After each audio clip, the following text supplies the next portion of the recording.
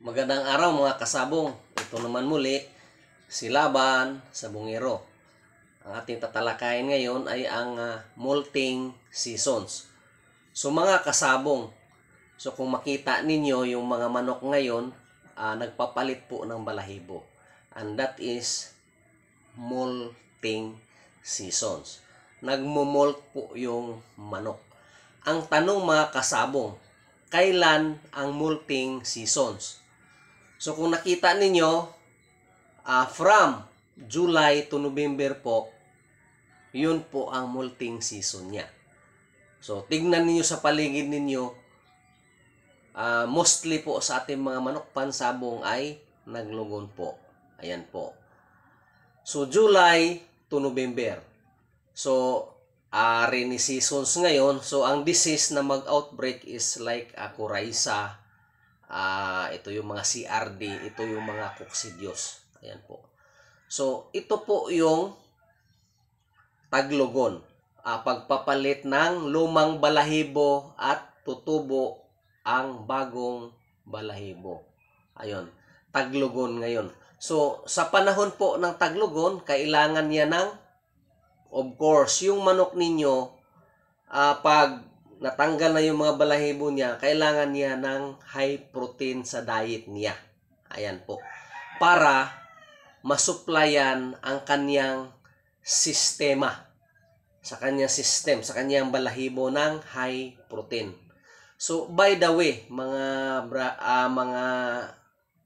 kasabong, what are the feeders for? No? Ano ba ang balahibo? Ano ba yung pakpak? Ayan. So, ganito po yan mga kasabong.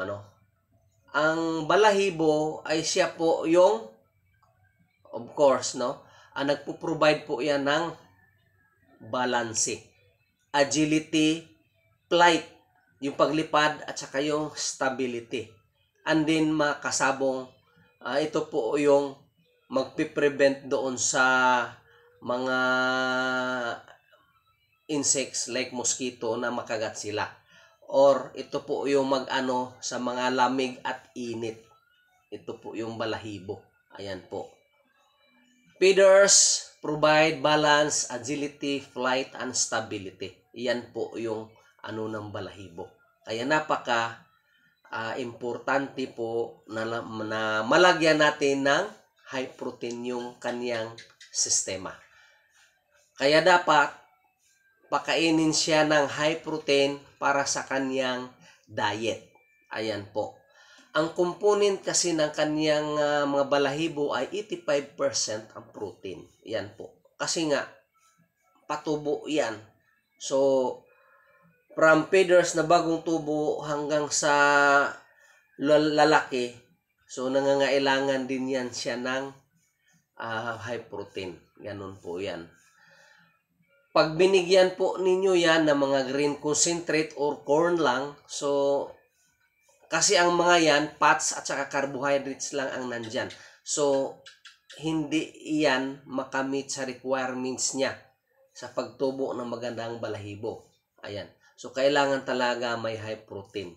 Ayan po. Kasi ang mga yan, good source of energy lang and then mababa yung high protein. So, pagka ang grains alone cannot assure the healthy growth of feeders.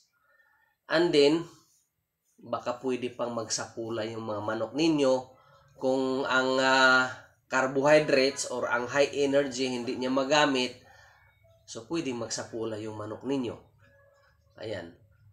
So, ang gagawin ninyo, mga kasabong, pagka nag-molting seasons or naglulugon ang inyong manok pansabong, lalong-lalo na pagka tapos na, napalitan na yung mga balahibo niya.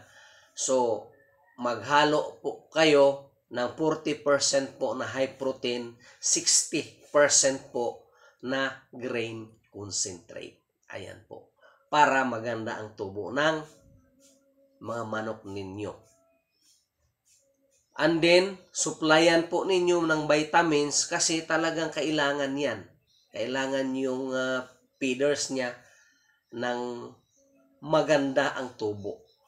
bigyan nyo ng cod liver oil, ganyan. And then mayroon tayong mga vitamins and minerals. Yan. Taliwas po yan sa ating mga ibang kasabong dyan na pagka naglugon, hayaan na lang doon just because of economic stability na mag-ano lang sila, no? Naglugon to, hindi natin magamit to. Ang isip nila, ayun, hindi nila ayusin yung manok. But still, sa panahon po ng taglugon or molting, ay dyan po yung dapat natin na pagtuunan ng pansin. Dahil yung mag-swarm out yung feeders niya, papalitan ng bago. Para pagka tumubo na yung bago, maganda tignan.